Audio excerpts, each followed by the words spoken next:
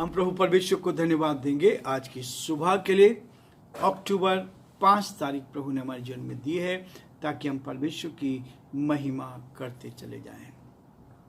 प्रियो, आज के दिन के लिए परमेश्वर का धन्यवाद कि परमेश्वर ने आज का दिन मुझे और आपको दिया है।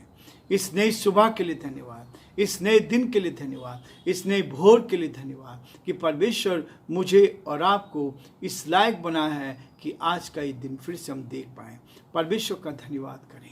और प्रियो, मैं आप सभी का भी स्वागत करता हूं living Christian women fellowship ministry में। आप हमारे साथ जुड़े हैं, प्रार्थना कर रहे हैं और सहयोग कर रहे हैं। प्रभु आपको बहुत आशीष दे और परमेश्वर का हाथ आप पर बना रहे। जयपुर शहर से, राजस्थान से मैं आप सब के लिए आशीष की घोषणा करता हूं। परमेश्वर आप सबको बहुत आशीष देता जाए ताकि आप प्रभु में और आगे बढ़ते जाएं और जहां कहीं भी आप हैं परमेश्वर आपको आशीष देता चला जाए। परमेश्वर प्रार्थना को सुन रहा है और बहुत से प्रार्थना के निवेदन हमारे पास आते हैं, हम उनके लिए प्रार्थना करते हैं और प्रभु बड़ा काम कर रहा है। अमरावती की हमारी बहन सुशीला के लिए हमने प्रार्थना की, प्रभु ने उनको चंगाई दी, उनके पति को चंगाई दी, उनके हस्बैंड आज बिल्कुल ठीक है, उनके बेटे को प्रभु ने संभाला। परमेश्वर प्रार्थनाओं का उत्तर देता है। आप कितने भी दूर क्यों ना हो, आप आत्मा में बैठकर प्रार्थना करते हैं तो लोगों के लिए प्रार्थना सुनी जाती है। प्रियो, ऐसे बहुत से भाई बहन हैं जिनके लिए हम प्रार्थना कर रहे हैं, वो हमें कमेंट्स में भेज रहे हैं, अपनी प्रार्थना के विषय भेज रहे हैं। प्रभु उन सबको बहुत आशीष दे और हम चाहते हैं कि आप बराबर हमें अपने विषय भेजें ताकि हम आपके लिए प्रार्थना करें।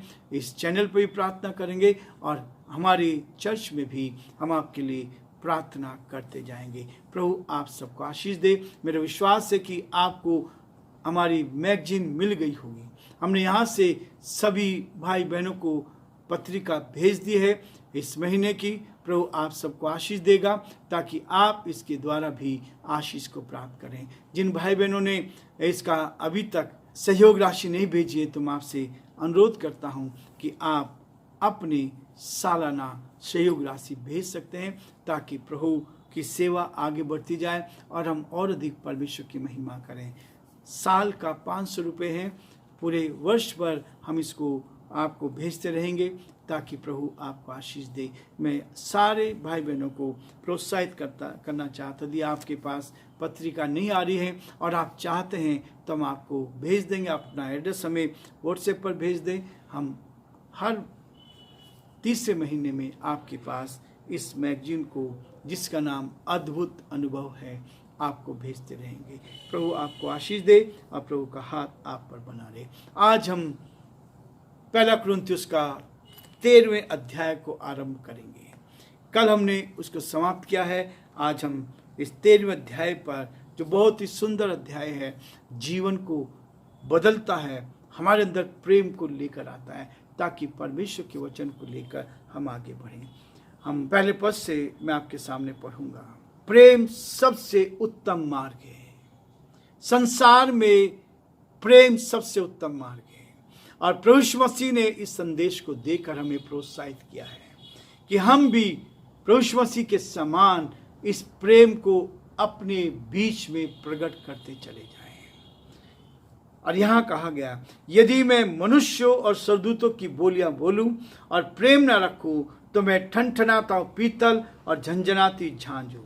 और यदि मैं भविष्यवाणी कर सकूं और सब भेदों और सब प्रकार के ज्ञान को समझ सकूं और मुझे यहाँ तक पूरा विश्वास हो कि मैं पहाड़ों को हटा दूं, परंतु प्रेम न रखूं तो मैं कुछ भी नहीं। परमेश्वर इस वचन के पढ़े और सुने जाने पर आशीष दे। प्रार्थना करेंगे।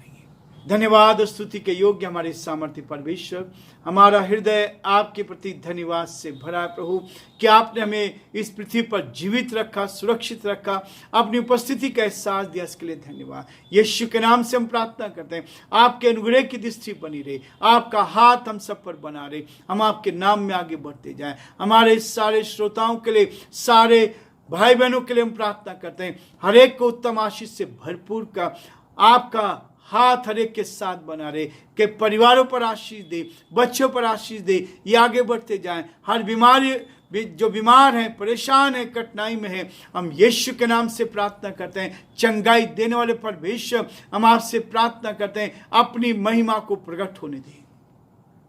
जो बीमार हैं उनको चंगाई दे, जो तकलीफ में है आप उनकी तकलीफ को दूर कर, जो आर्थिक कठिनाई में है प्रभु उनकी आर्थिक कठिनाई को दूर कर, जिनके परिवारों में अशांति है प्रभु उनको शांति दे, ताकि परिवार आगे बढ़ते जाएं और आपकी महिमा कान बन जाए।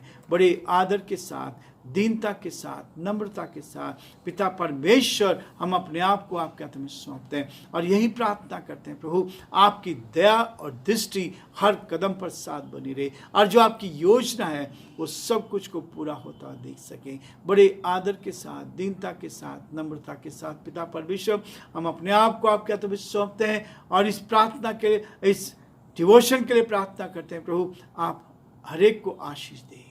हमारे प्रदेश राजस्थान पर आपकी आशीष चाहते हैं। यहाँ के मुख्यमंत्री अशोक गहलोत जी को आपके हाथ में सौंपते हैं। आपका हाथ उन पर बना रहे, आपकी करुणा उन पर बनी रहे, ताकि वो जीवन में आगे बढ़े और आपकी महिमा कान बन सके।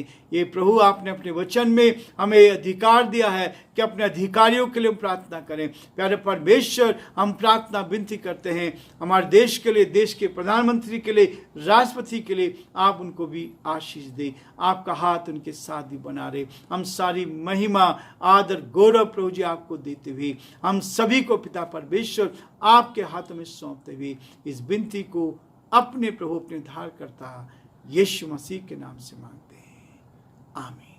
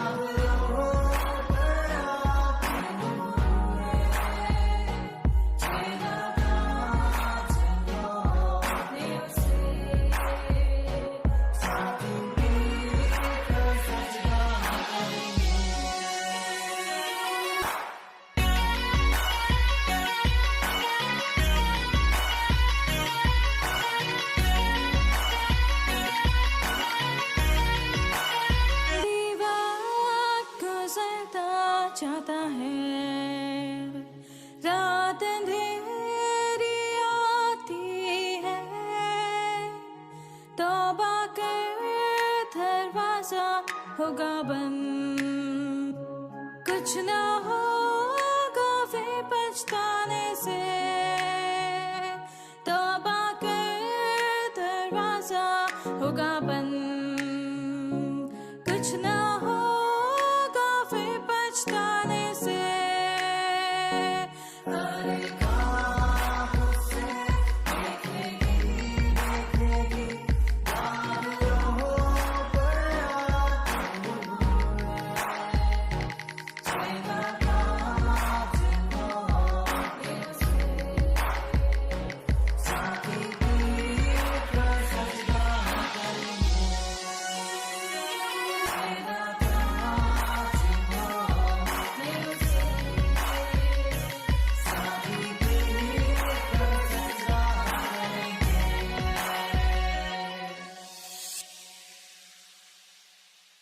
प्रियो, परमेश्वर का वचन इस बात के लिए मुझे और आपको प्रेरित करता है कि हम प्रेम, एक दूसरे से प्रेम रखें, एक दूसरे के साथ प्रेम के साथ हम रह सकें।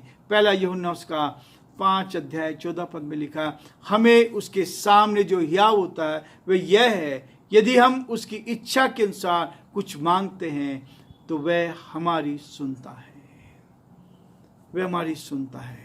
परमेश्वर मेरे और आपके लिए हर कदम पर इस बात को कहता है कि हम उससे मांगे तो देगा।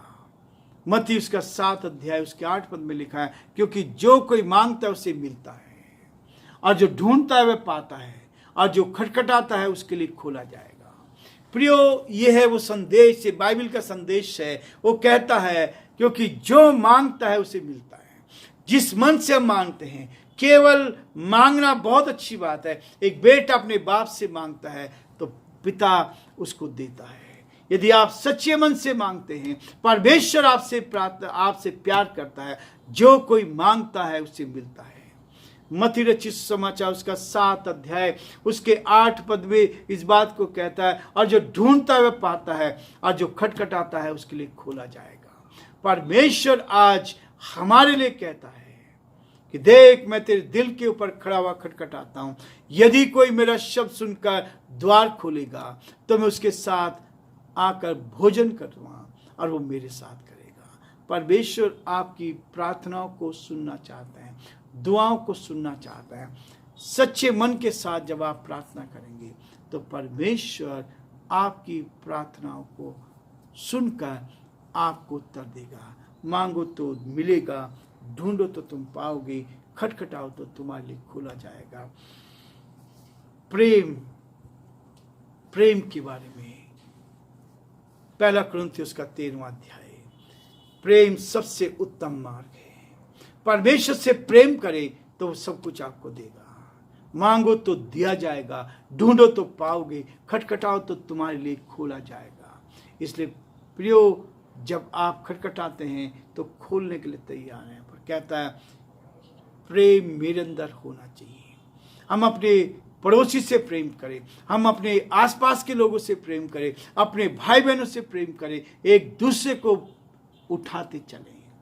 यह है हमारे लिए आनंद की बात, यह है हमारे लिए खुशी की बात, ताकि हम प्रभु की महिमा करते चले जाएं और जो परमेश्वर की योजना है उसको अपने जीवन में पूरा करें।